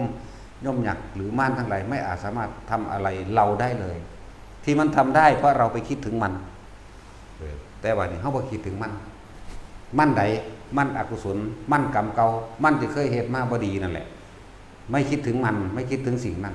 คิดถึงแต่ลมหายใจเข้าออกคิดถึงแต่อุณาโลมคิดถึงแต่ความรู้สึกในตนในกายนั่นแหละการปฏิบัติธรรมบัดเฮาสิไปอยู่ณสถานที่ใดก็ช่างล้วนแล้วแต่เป็นการปฏิบัติธรรมทั้งนั้นล้วนแล้วแต่เป็นการทำสมาธิล้วนแล้วแต่เป็นการภาวนาล้วนแล้วแต่เป็นการกรรมฐานทรัพย์เดียวนี่คืออันเดียวโดยแล้วแต่เป็นการปฏิบัติธรรมนั่นเองนั่นแหละเพราะว่าคิดทั้งบ่คิดบ่นึกไปทางหม่องอื่นเมื่อไม่คิดไม่นึกไปถึงบุคคลสัตว์สิ่งของอารมณ์ความพอใจและไม่พอใจย่อมเกิดขึ้นไม่ได้กับบุคคลสัตว์สิ่งของเหล่านั้นความโลภเกิดบ่ได้ความโกรธเกิดบ่ได้ความหลงเกิดบ่ได้รู้อยู่เพียงลมหายใจมั่งรู้สึกตัวอยู่ในตัวเองมั่งกายเวทนาจิตเวทนากายจิตก็รู้อยู่ในกายรู้ในความรู้สึกในกายบาดนี้ถ้ามันเข้าใจแล้วคำว่าธรรมคือหยังสิ่งทั้งหลายทั้งปวงนั่นแหละที่เข้ามากระทบกระทั่งมันบ่เพราะว่าเฮาฝึกแล้วมันสิบ่นำเข้ามาคิดเป็นคนบ่คิดมากได้บัดนี้เป็นคนที่ปล่อยวางก็คือสร้างมันดอกแค่นั้นแหละเนี่ยมันก็สิเห็นอนิจจังเห็นอนิจจังคือมันก็แค่นั้นแหละมันก็แค่เกิดขึ้นแล้วก็ดับไปเห็นอนิจจังถ้าเฮานำเข้ามามันก็ทุกขังทันทีคือคิดเข้ามามันจังสี่จังถูกจังสี่ผิดนั่นแหละแล้วเฮาก็สิเข้าใจคำว่าอนัตตาอีกครับอนัตตานี่บ่แม่นแค่ทรัพย์โดยรูปภายนอกคือเห็นแก้วแตกเอิ้นว่าอนัตตาอันก็ถูกโดยวัตถุสิ่งของโดยภายนอกแต่ว่าอนัตตาจริงๆโดยทั้งในของเฮาเองขาดจากความเป็นเจ้าของขาดจากอารมณ์ความรู้สึกขาดจากอารมณ์ความรู้สึกว่านั่นเป็นของเรานี่เป็นของเราเมื่อมันบ่มีอารมณ์ความรู้สึกพอใจและไม่พอใจเกิดขึ้นมาได้นั่นแหละคำว่าอนัตตาก็ดีขาดจากความเป็นเจ้าของขาดจากความเห็นว่าผิดเห็นว่าถูกเห็นว่าบุญเห็นว่าบาปเข้าใจบ่นี่อนัตตาจริงอยู่พี่เด้อยู่ในความว่าขาดจากความเห็นใดๆทั้งปวงเห็นว่าผิดเห็นว่าถูกเห็นว่าบุญเห็นว่าบาปเห็นว่ามิจฉาเห็นว่าสัมมาว่างจะว่าเป็นสุญญตาก็ว่าสุญญะมาจากสัญญาตามาจากอัตตาสัญญาคือยังคิดว่าตัวเองเป็นตัวเองเข้าใจว่ารูปร่างกายเป็นของตนสัญญากับอัตตามาบวกกันแต่ว่าบุคคลผู้ฝึกดีแล้วจึงเข้าถึงสุญญตาได้ขาดจากความรู้สึกว่านั่นเป็นของเราว่านี่เป็นของเราบ่มีความรู้สึกเพราะว่าเฮาฝึกอยู่ในลมหายใจนั่นแหละเอสามะโกวิสุทธิยาหนทางอันเอกก็คืออานาปานสติหนทางนี้เป็นหนทางเดียวที่ง่ายแล้วที่ให้ทุกๆคนไปฝึกเอาบ่ต้องไปอาศัยสถานที่ถ้าเฮาเป็นแล้วที่แรกก็ต้องมาซะก่อนมาฝึกซะก่อนถ้าฝึกไปแล้วก็จังไปอยู่ในหน้างานหน้าเฮือนเจ้าของเองในสถานที่ของตนว่าต้องทุกคนก็ต้องมีอาชีพเลี้ยงตัวของอยู่แล้วเลี้ยงไปตายนั่นแหละว่าเลี้ยงบ่ใส่ดอกประสาเกิดมาหากินซ้ำตายอาชีพมันก็มีอยู่อาชีพนี่เป็นอาชีพให้มันเป็นสุจริต และให้เข้าใจคำว่าสัมมาทิฏฐิแปลว่าหยังมิจฉาแปลว่าหยังสัมมาทิฏฐิแปลว่าเห็นตามความเป็นจริงของสิ่งทั้งหลายทั้งปวงตามความเป็นจริงเห็นว่าสัตว์โลกเป็นไปตามกรรมเห็นว่าเกิดมาแล้วตายเกิดแล้วที่จะไม่แก่ไม่เจ็บไม่ตายไม่มีเห็นว่าทุกสิ่งทุกอย่างเสื่อมสลายโดยใดทั้งสิ้นเห็นว่าทุกอย่างเป็นอนิจจังเป็นทุกขังเป็นอนัตตาก็ว่าเห็นแล้วเห็นตามความเป็นจริงมีความเห็นตรงตามความจริงตรงจากสิ่งที่มันเป็นฤดูมะม่วงเมื่อเป็นเริ่มเป็นดอกเป็นหมากน้อยหมากอ่อนหมากแก่เริ่มสุกแล้วก็ขาดร่วนลงไปตกลงไปแล้วว่ามีพอได้เห็นมันก็เปื่อยสลายไปของมันเองแม้ชีวิตเราก็เช่นกันนี่คือเห็นตามความเป็นจริงแล้วสัมมาทิฏฐิสัมมาสังกัปโปดำรินี่แปลว่าคิดขึ้นในขณะนั้นคิดในขณะที่ตาเห็นหูได้ยินจมูกได้กลิ่นคิดก็คิดตามความจริงอันนั้นก็แค่นั้นแหละเกิดดับว่าไปสัมมาวาจาก็บอกความจริงอย่างเดียวแหละยังกระสร้างวัตถุวะโลดว่าตามความเป็นจริงสัมมากัมมันโตกระทำสิ่งใดก็ช่างขอให้กระทำตามความเป็นจริงบริสุทธิ์ใจในการกระทำเหมือนสัมมาอาชีโวประกอบอาชีพสุจริตตามความจริงพร้อมเป็นอาชีพที่ไม่ขวางทางแห่งพระนิพพานว่าขวางทางสวรรค์มรรคผลนิพพานสัมมาอาชีโวสัมมาวายโมมีความเพียรประกอบตามความเป็นจริงความเพียรชอบประกอบตามความจริงสัมมาสติเนี่ยระลึกละเอียดรอบคอบที่ถ้วนอันนี้ควรอันนี้ไม่ควรอันนี้บุญอันนี้บาปอันนี้เป็นประโยชน์มากเป็นประโยชน์น้อยเนี่ยมันก็สัมมาสมาธิกันตัวจิตมันก็ตั้งมั่นนี่พูดจิตมันก็ตั้งมั่นหรือเมื่อจิตตั้งมั่นแล้วมันก็บ่หวั่นไหวจนถึงสัมมาสมาธิแล้วมันจะเคลื่อนไปใสก็ว่าเป็นสัมมาวิมุตติมันก็เข้าไปสู่สัมมาวิมุตติหลุดพ้นจากสิ่งทั้งหลายทั้งปวงคือธรรมนั่นเองธรรมก็มีทั้งอกุศลธรรมและกุศลธรรมสองอย่างเราไม่เอาทั้งหมดแต่ว่าต้องอาศัยกุศลธรรมไปก่อนแหละเห็นไปเมื่อถึงที่สุดแล้วก็อุเบกขาทานศีลเนกขมะปัญญาวิริยะขันติสัจจะอธิษฐานเมตตาลงสุดท้าย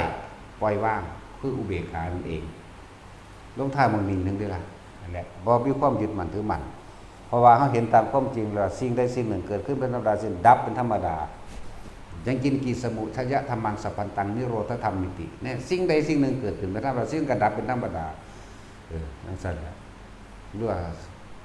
เมื่อมันเห็นตามความจริงอันนี้แล้วมันก็ขาดออกจากความยึดมั่นถือมั่นของตัวถือว่าเป็นของเฮาว่าเป็นตามที่เฮาคิดว่าเป็นตามที่เฮาต้องการอยากให้เป็นอันนี้บ่เป็นปราศจากความคิดนึกแล้วมันก็อสังคตะในสิ่งทั้งหลายทั้งปวงแปลว่าไม่สังขะแปลว่าคิดปรุงแต่งทำคือสิ่งทั้งหลายทั้งปวงนั่นเองทั้งกุศลและอกุศลเลยบัดนี้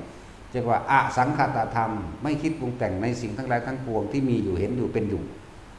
พอคิดปรุงแต่งแล้วผิดก็บ่มีถูกก็บ่มีบุญก็บ่มีบาปก็บ่มีทั้งตัวแปลว่าบ่คิดหรอกแม่มันก็สิ้นคิดไปเลยสิ้นคิดก็สิ้นภพก็สิ้นชาติทั้งตัวบ่มาเกิดอีกนั่นแหละฝึกไปเรื่อยแต่ว่าให้กำลังใจคนที่บ่ทันได้มีทางออกคนที่เข้าใจว่าการปฏิบัติธรรมเป็นของยากต้องปล่อยว่างได้สักคนโอ้ยมันบ่แม่นแบบนั้นแต่ปล่อยว่างได้มันก็ตายทั้งนั้นเว้ยมันเป็นอรหันต์หรอนั่นแหละ คือว่าล่ะภาษาโลกเขาก็เว้าของสูงเป็นของต่ำสำหรับเขาอย่างสั้นของบ่ฮู้จักหยังก็ว่าละโอ้ยปล่อยว่างท่านใดดอกว่าซั่นยากอยู่อันนั้นอันนี้สารพัดแต่ให้แนวทางให้กำลังใจแต่ละคนนำไปฝึกตนใดนะบ่ต้องน้อยใจว่าผู้เฮ็ดบาปมาตลอดกูบ่เป็นแต่ได้ไปสวรรค์นำเขากูบ่ได้เป็นแต่ได้นิพพานนำเขาดอกสูอย่าเพิ่งคิดองค์โคริมานก็ยังไปนิพพานได้เนี่ยก็เพิ่นว่าเพิ่นฝึกตนมันก็ฆ่าคนมาบักหลายๆจังซั่นแหล้วหลายแบบหลายอย่างอยู่จิตตะคฤหบดีก็เป็นเศรษฐีแล้วก็ค้าขายของเราเองแล้วก็ใช้ชีวิตจนถึงว่าแล้วก็จนบรรลุพระอนาคามีหมดเลยแต่ว่าเราบ่มีอุปนิสัยบวชแต่ว่าจิตสุดท้ายบัดสิตายแล้วก็บรรลุอรหันต์ เนี่ยเรียกว่าฆราวาสพฤหัสบรรลุอรหันต์ต้องตายมื้อนั้นเลยบรรลุมานั้นตายมื้อนั้นนี่แหละจึงบอกว่าคนทั้งโลกมันบอกปล่อยว่างบ่ทันได้ดาวถ้าปล่อยว่างได้มันก็ตายก็ยังว่ามันบ่ได้มาฝึกดอกนี่แหละจิตตคณบดีเราเป็นพ่อค้าเราเป็นคนรวยเราเป็นเศรษฐีอยู่แล้วแล้วก็มีหน้าที่แสดงธรรมแน่บอกสอนธรรมหมู่ภิกษุบวชใหม่แล้วก็บอกแล้วแนะจังซี่นั่นแหละหลายอยู่หรอกถ้าเฮาไปศึกษามาแล้วเฮาสิเข้าใจแต่ว่าเพราะว่าบ่ได้ศึกษานี่ติมาฟังซ้ำใดซ้ำหนึ่งมาสรุปเอาเองนี่ติส่วนมากเขาเริ่มเขามาศึกษาผู้อื่นพุ่นจับผิดผู้อื่นมั่งจับถูกผู้อื่นมั่งเป็นอคติไปเลยผู้นั้นบอกว่าถือผู้นี้บอกนั่นอันนี้ตัวเองบ่ได้แตกฉานหาในพระไตรปิฎกนะแล้วจิตตคบดีเราเป็นเศรษฐีบางทีเราก็แนะนำกับหมู่ภิกษุผู้บวชใหม่บางที่ภิกษุผู้บวชใหม่บ่ฮู้จักว่าอันใดควรอันใดบ่ควรก็ร้องรำทำเพลงก็มีเป็นนักกายกรรมมาก่อนก็แสดงกายกรรมมาจังซี่เพิ่นก็ตักเตือนบ่แม่นด่าคนก็ไปฟ้องพระพุทธเจ้าแนวนั้นแนวนี้พระเจ้าแต่คนถึงความจริงแล้วบอกแต่ความจริงเด้เนี่ยเธอมีเจตนาในการด่าทำร้ายทำให้เกิดความเสียหายชื่อเสียงของภิกษุองค์นี้เหรอไม่พระเจ้าค่ะมีแต่ความปรารถนาและหวังดีว่าสิ่งนี้ไม่ควรที่จะกระทำถึงว่าเพิ่นชินเพิ่นเพราะท่านเลยต้องฝึกหัดตนเองได้อยู่ชินในการแสดงกายกรรมโดดโหนโจรทะยานตีลังกานั่นแหละอันนึงบางคนก็ชินในการร้องการล่ำก็ล่ำไปเพิ่นก็คอยแนะนำให้สั้นแล้วหลายอย่างแต่โดยอุปนิสัยของเพิ่นมันบ่มีอุปนิสัยได้บวชเมื่อเพิ่นบรรลุอรหันต์เพิ่นก็รู้โอ้ชีวิตของเฮาสิสิ้นเมื่อไหร่เนาะโอ้วันนี้นี่เองเนี่ยวันนี้นี่เองก็ฮู้จะบรรลุอรหันต์เลยบัดบรรลุอรหันต์แล้วเพิ่นก็ขึ้นไปสู่กลางอากาศนั่นเมื่อบรรลุอรหันต์แล้วสำเร็จเอาเองดอกอันพวกอภิญญาอย่างนี้อธิษฐานจิตให้เกิดเตโชธาตุไฟใหม่เจ้าของเองส่วนอธิษฐานทั้งหลายก็ไปตกสู่ผ้าขาวที่พระพุทธเจ้าปูไว้สมตัวขนาดนั้นแหละคฤหัสถ์ฆราวาสบรรลุธรรมแต่มีอยู่แต่ว่าจะพึงเถียงเด้ว่าบรรลุอรหันต์อยู่กับผัวกับเมียใดบ่แม่นแนวนั้นบรรลุอรหันต์มื้อนั้นตายมื้อนั้นบ่ได้บวชผู้บ่มีอุปนิสัยบวชอีกยังพระอีกองค์นึงพระพาหิยะบอกบรรลุธรรมเร็วก็เลยบรรลุแล้วก็ไปตายมื้อนั้นแหละงัวส้นตายนี่ก็จังซั่นแล้วหลายอยู่ดอกอันพวกบรรลุมื้อนั้นตายมื้อนั้นพอใหญ่สุโธธนะคนกับบรรลุมื้อนั้นก็ตายมื้อนั้นเด้ล่ะได้โสดามาแล้วนานไปอีกได้สกิทาคานานไปอีกได้อนาคาได้อนาคาเร็วๆเทียบกันใส่กับบาปเป็นป่วยนั่นแหละเพราะตาบรรลุอรหันต์ก็ตายมื้อนั้นคือกันนั่นแหละแน่หลายอย่างก็ดอกอันนี้บอกแนวทางให้เกิดกำลังใจให้เกิดกำลังใจให้เกิดความหึกสู่กับมันแนวกิเลสนะอย่าแต่มันสู่หลายอย่าจุดแต่อำนาจของมันหลายจะเข้าใจว่าเจ้าของรวยหลายจะเข้าใจว่าทรัพย์สมบัตินี่เป็นของเจ้าของหลายรถกูก็หลายคันเงินกูก็หลายล้านคิดว่าเจ้าของเป็นเจ้าของอันเงินและทรัพย์สมบัติจะทำอะไรสักมันบ่แม่นเด้นั่นเป็นทาสจากว่าล่ะรอเวลารับโทษเอาเงินไปซื้อให้ตัวเอาใส่เงินไปในทางที่ทุจริตทำกับผิดไม่ชอบประกอบโดยทำบ่เป็นไปตามความเป็นจริงนั่นแหละเป็นไปตามอกุศลธรรมเป็นไปตามอกุศลกรรมนั่นแหละว่าเจ้าเป็นทาสมันรอเวลารับโทษนะมันบอกว่าถ้าโทษนั้นตายแล้วเดี๋ยวมันโทษศาสตร์นี่ก็มีบางที่เขาไปจับได้เขาฆ่าเขาประหารเลยก็มีแล้วก็ลบไปโทษใหญ่อีกนั่นแหละสร้างเขามีโอกาสได้เปลี่ยนแปลงชีวิตเปลี่ยนแปลงความคิดเปลี่ยนแปลงความเห็นฝึกเอาสันตติอมาตย์ก็ฆ่าคนเป็นแสนดอกเพื่อยังสามารถบรรลุอรหันต์ได้ก็ตายเมื่อนั้นคือกันนั่นสั่นแหละก็ตายเมื่อนั้นผู้หญิงก็คือการฆ่าผัวไปบวชกันอย่างนี้ทำแท่งหลายๆแล้วมาฝึกหัดปฏิบัติธรรมก็ได้อรหันต์คือการคือนั่งอัมพาปาลีอย่างสิ ว้ายเว้าเรื่องทั้งแท้แล้วจักเราสิจื้อได้บ่ได้แล้ว ถ้าเว้าเรื่องผัวหลายเอ้าก็โสเภณีก็บ่ฮู้ว่าสิเอากับไผแน่แล้วผู้ใดมีเงินจ้างก็เอาได้เบิดแหน่จังซั่นก็มีโอกาสนี่คือให้กำลังใจแต่ละคนอย่าพากันท้อถอยนะความผิดพลาดเฮาว่าเฮาบ่รู้ล่ะถ้ามันรู้แล้วมันก็เปลี่ยนแปลงกับของเองกันนั่นล่ะเปลี่ยนแปลงได้โสเภณีตั้ง5ตั้ง6คนเดียวละในสมัยพุทธกาลที่บรรลุเยอะแยะเลย โสเภณีอภาปารีผู้หนึ่งบรรลุอรหันต์เด้น่ะบัดสุดท้ายแล้วก็บรรลุอรหันต์นั่นแหละนั่นซั่นแล้วนางสิริมาบรรลุโสดาไปจังซั่นแล้วแต่มันยังบรรลุอยู่ไหมแล้วก็นั่งยังละหลายอยู่ชื่อซื่อว่าไรมันหลายโพดได้เยอะแยะทุกคนควรให้โอกาสตนเองว่าให้แม่ให้ผู้อื่นโอกาสทุกสิ่งทุกอย่างเราต้องเป็นผู้นำเจ้าของเอง โดยเอาความธรรมะนี่แหละผิดถูกประการใดศึกษาเอาในธรรมะนั่นแหละอันใดเป็นมิจฉาอันใดเป็นสัมมาอันใดเป็นแบบใดก็ต้องศึกษาธรรมะฟังไปเรื่อยๆนี่แหละเว้ยส่วนทั้งหลายทั้งปวงที่บอกว่าขนาดว่าเข้ามาทำบุญในพุทธศาสนาเข้ามาว่าในเหตุในวัดว่าแต่มันยังเป็นอาธรรมอย่างเยอะแยะมากมายมันยังเป็นเดรัจฉานตั้งเยอะแยะมากมาย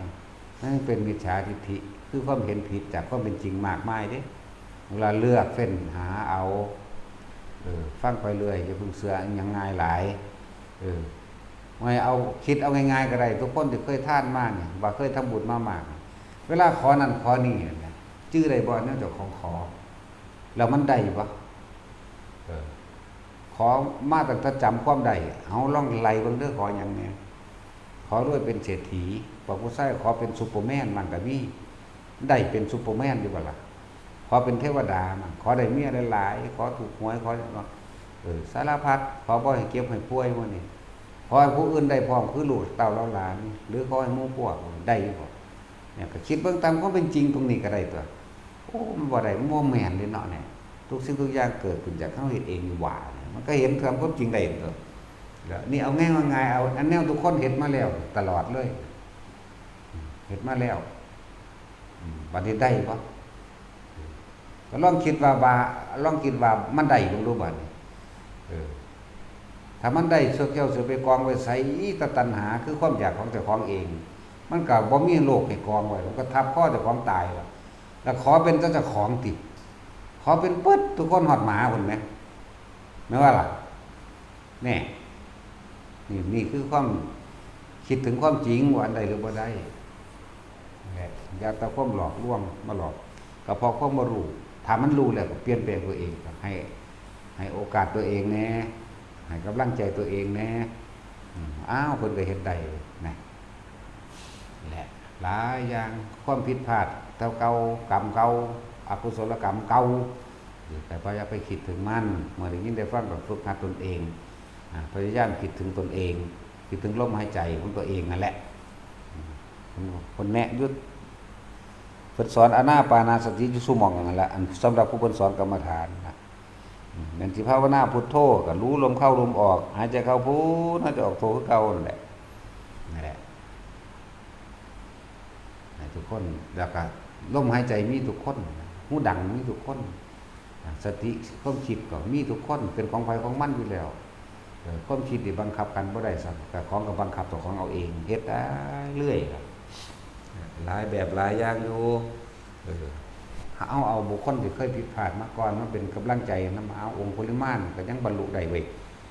สันตติอมาตย์ทั้งเป็นทหารตัวยังบรรลุได้เว้ยนั่งอัมพาปารีนั่งศิริมาเขาเป็นโสเภณีแท่งเล็กน้อยออกหลายๆตัวเขาก็ยังบรรลุได้เว้ยผัวก็บักหลายก็ยังบรรลุได้เว้ยก็นำแล้วนั่นตัวขนาดนายพรานลายเนื้อขาล่าสัตว์ที่แท้ๆกันยังบรรลุได้เว้ยว่าไปนั่นแล้วผัวกับเมียเป็นโสดาบันผัวเป็นนายพรานอยู่น้ำกันได้เลยล่ะความเห็นต่างแต่ว่าบ่ได้บังคับกันเป็นความเห็นต่างแต่ว่าบังคับเมียผู้ผัวก็เข้าใจเมีย เออไปล่าสัตว์ได้เก้งได้กวางได้กระต่ายได้หนูได้นกตลอดทั้งป่าหมูป่ายังก็แล้วแต่ผัวก็ฮู้ว่าเมียบ่ฆ่าสัตว์กูฆ่าให้เท่านั้นแหละตายแล้วเมียจังเฮ็ดในมือหนึ่ง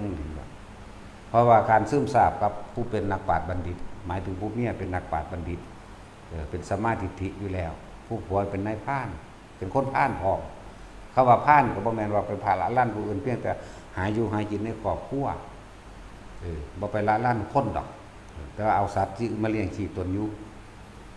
มือหนึ่งพระเจ้าเห็นแล้วไปปล่อยสัตว์ติดกับดักของเพิ่นเองนะปล่อยกวางน้อยปล่อยออกไปแล้วมันเลือกเอาเพิ่นติดแทนนายพรานบ่เคยเห็นพระพุทธเจ้าง่างธนูขึ้นยิงเพิ่นตีเพราะว่าปล่อยสัตว์ไปแล้วบอกว่านายพรานตอนนี้เฮาปล่อยกวางน้อยที่ติดบ่วงเจ้าไปแล้วแลกชีวิตกันให้เอาชีวิตของเฮาไปแทนซะเพราะว่ากวางตัวนั้นปล่อยไปแล้วเพิ่นเว้าความจริงพร้อมมันเว้าสัจจะพุทธเจ้าไทยพานโมโหยังไงที่ปล่อยกวางกูง่างธนูขึ้นสิยิงเพิ่นติเพิ่นก็ห้ามธนูโดยสัจจะเพิ่นนั่นเนื้อที่ติดบ่วงไปแล้วเราตถาคตได้ปล่อยไปแล้วเราตถาคตเอาชีวิตของเราแลกกับเนื้อที่ติดบ่วงด้วยสัจจะวาจานี้ขอรูปธนูจงอย่าแล่นมาออกจากแหล่งสัทธาธนูอากาศที่ตุวิสัชเชตุนาธาสินี่นั่นฆ่าง่างไปเลยเด้ว่ายิ่งเรียกว่าเป็นภาพนิ่งไปเลยผู้เมียก็เห็นผิดปกตินั่นก็ห่วงผัวแบบเมียก็เห็นผิดปกติไอ้ธรรมดา8-9 โมงก็มาแล้วมื้อนี้11 โมงแล้วก็ยังบ่ทันมานำหาผัวนำไปเห็นผู้ผัวกำลังยืดธนูออกสิยิงพระพุทธเจ้าตกใจห้องขึ้นอย่าทำร้ายบิดาของข้าอันนั้นอย่าเห็ดพอคอยอย่าเห็ดพอข่อยภาษาบ้านเฮานั่นพอข่อยได้นั่นพอข่อยได้นั่นโดยความหมายคือพอโดยธรรมอย่างว่าท่านตกใจคือกันบ่เคยเห็นพอเฒ่าทั้งคนคิดทั้งโลกเป็นว่าล่ะเข้าใจว่าผู้นี้คือพอเฒ่าได้บ่อู้ตายแล้วกูมาลูกสาวขึ้นซะน้อนี่ซั่นแล้วก็มาอธิบายให้กันฟังนี่เป็นพุทธบิดาแห่งเฮาได้รู้ธรรมสันสิกว่าไปวันนี้เพิ่นจึงบอก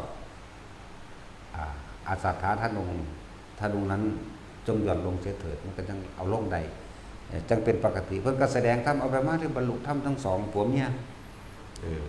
ผู้ผัวกับบรรลุโสดาได้คือกันเลิกการฆ่าสัตว์ตั้งแต่เมื่อนั้นเลยศีลจึงเป็นเครื่องรองรับของพระอริยเจ้าทุกขั้นตอนเสมอกันศีล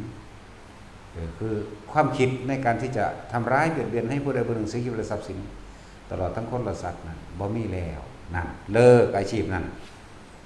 เหลือแต่อาชีพหาของปลาหาเห็ดหาฟืนก็ได้แต่ว่ามันบ่จนกันแล้วกันนาคนที่ถึงถ้ำโสดาบันขึ้นไปแล้วบ่จนบ่ทุกข์บ่ยากมีหลายอะไรอย่างที่เขามาส่งเสริมสนับสนุนหรือซอยเหลือนั่นแหละโดยที่ก็ต้องไปอ้อนวอนโดยก็ต้องไปขอร้องกับไผขนาดตั้งแต่กี้หาสัตว์ขายยังบ่เฮ็ดให้ร่ำให้รวยได้แต่ว่าก็พอกินไปซื่อๆบ่ได้รวยทางเก่าเมื่อเลิกฆ่าสัตว์เมื่อเลิกสิ่งอย่างอื่นกลับมีชีวิตที่ดีขึ้นมีเงินมีทองร่ำรวยขึ้นมาเนี่ยมันแปลกประหลาดจังซั่นแหละหลายอย่างอยู่ดอกที่เฮาบ่ได้ศึกษาให้มันถึงจริงๆนะบ่ได้มาฝึกเอาเฮ็ดเอานั่นแหละบอกมันเบิดเลยบ่เบิดดอกทุกคนแก้ไขตัวเองได้หลังจากเคยท่านแบบแลกของหวังผลให้ท่านอย่าเป็นนันใดดีเปลี่ยนใจไหมวันนี้คือว่าท่านแบบแลกของแล้วก็ขอให้อุทิศบุญทุกคนเฮ็ดได้เฮาสามารถที่ทำบุญตามจังหวะตามการตามเวลามันได้คือจังเอาสิ่งที่สิอภัยเฮาง่ายบางทีเฮาก็อาศัยชีวิตผู้อื่นมาเลี้ยงเจ้าของเองอาศัยเอาผู้อื่นมาบำรุงตัณหาเจ้าของคือค้าสัตว์มั่งค้าเหล้ามั่งค้าหยังมั่งก็ว่าไปค้ายาพิษมั่งเอาไปเบื่อปรุงเบื่อปลาเบื่อสัตว์ตายนั่นนี่เยอะแยะหลายอย่างค้าเครื่องมือดักสัตว์จับสัตว์นั่นสินะนั่นสิแหละ บัดนี้ถ้าเฮาสำนึกได้ทำบุญตามกาลเทศะทำบุญตามการทำบุญตามมันถูกต้องตามการคือยังออกพรรษาจังสิเขาเจ้ามีตักบาตรเทโว15ค่ำเดือน11จังสิเฮาก็สิท่านหยังก็แล้วแต่บัดนี้อย่าขอผลทานบุญกุศลกรรมดีที่ข้าพเจ้ากระทำมานี่จงถึงแด่เนี่ยมารดาบิดาข้าพเจ้าญาติของข้าพเจ้าเจ้ากรรมนายเวรข้าพเจ้าตลอดทั้งสรรพสัตว์ทั้งหลายไม่มีที่สุดไม่มีปานพวกหมู่เหล่าบรรดามีขอท่านทั้งหลายจงได้รับผลทานบุญกุศลกรรมดีนี้จงมีความสุขให้เถิดสาธุนี่สัตว์เล็กสัตว์น้อยที่เขาได้ตกทุกข์ได้ยากลำบากวันที่กลับไปเป็นเปรตเกิดมาได้รับผลท่านที่พวกเขาอุทิศออกไปก็จะวันอโหสิกรรมให้เขาเองดอกได้โปรดอโหสิกรรมให้ข้าพเจ้าด้วยบ่หาตะวา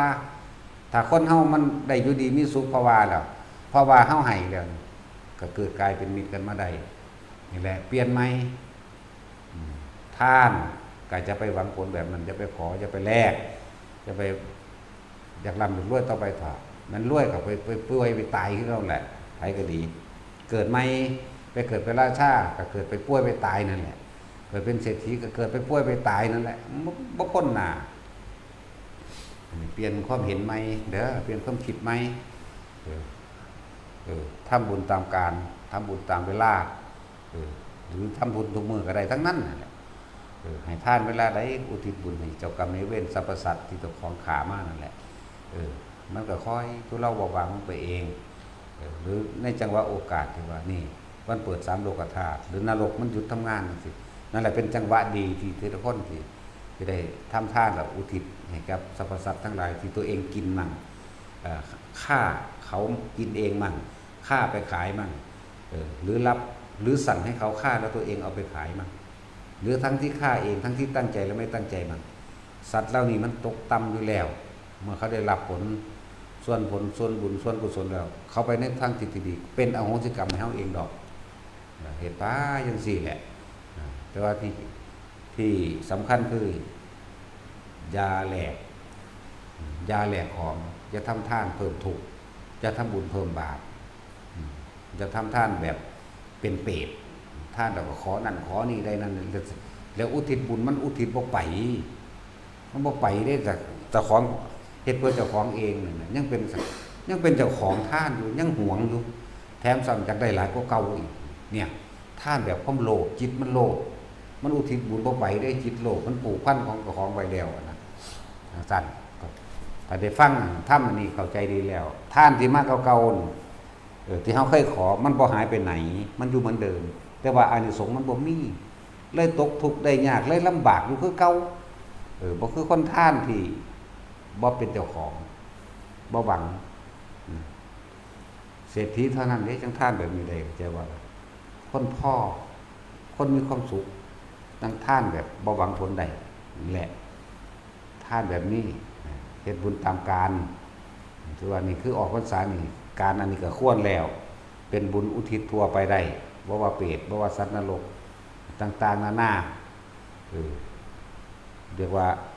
นรกเขาบ่ทำงานเปิดโอกาสให้ไปขอส่วนบุญนำญาติสนิทมิตรสหายเปิดโอกาสไปขอบุญนำที่คือเคยมีเวรมีกรรมต่อกันบ่ว่าสิกรรมดีกรรมเลวก็สั่งก็ไปนำกันนี่แหละ เป็นโอกาสพวกสัตว์นรกที่ตกนรกสู้ว่าแสนปีแล้วก็สร้างเขาจิจำได้จากวันเหมือนกับเมื่อวานนี้ของเขาแต่ว่าในชีวิตมนุษย์เฮามันเท่าไรแสนปีมันจักศาสตร์จักชีวิตไปเลยเฮานี่เท่าไรศาสตร์ละเด่นนั่นแต่ว่าเขาสิจำได้คือเขาเจ้าไปเกิดใส่กระสานเขาปิ้วไปหาเจ้านั่นแหละจำได้โดยดวงจิตจากว่านี่แหละกรรมปลูกพันธุ์นี่แหละกรรมเผาพันธุ์เลยจำได้ปุ๊บเขาก็ไปขอส่วนบุญน้ำเจ้า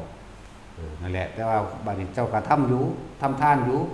แต่ว่าบ่เป็นบุญเจ้าขอเลยบ่ได้เลยอาฆาตกว่าเก่าก็มีแต่ว่าบัดนี้เจ้าบ่ขอเจ้าบ่แลกขออุทิศไปปุ๊บถึกสัตว์ตัวนั้นมันชื่อได้ว่าเจ้าเคยขามันนั่นสิขากูไปขายแต่ว่าบ่เคยทำบุญให้กูบัดนี้พอดีกับทำให้มันได้บุญเอาโหสิกรรมไปพ้นแล้วไปสวรรค์แล้วก็มีเกิดเป็นคนก็มีนั่นแหละสุคติคือมนุษย์และเทวดาเรียกว่าสุคติ บัดนี้ก็เป็นหมู่เป็นพวกกันเองก็กลับมาซอยเฮาเองนี่แหละทั้งว่ามันมีโอกาสอยู่ในหลายๆมือวันโดยทั่วไปเลยอันนี้บ่ได้เน้นบ่ได้เจาะบ่ได้จงวัน